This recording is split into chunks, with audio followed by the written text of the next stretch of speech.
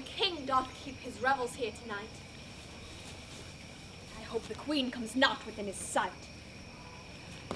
For Oberon is in a furious rage, because that she is taken, as her private page, a lovely boy stolen from an Indian king. She never had so sweet a plaything, and just Oberon would have the child be his follower, knight of his train to chase the forest wild.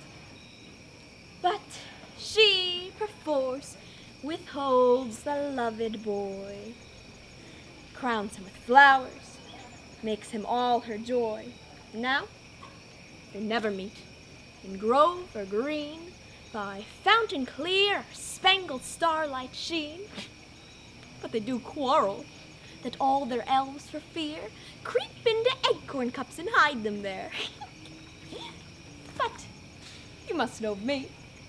I am called Robin Goodfellow, or Hobgoblin, or sometimes Sweet Puck.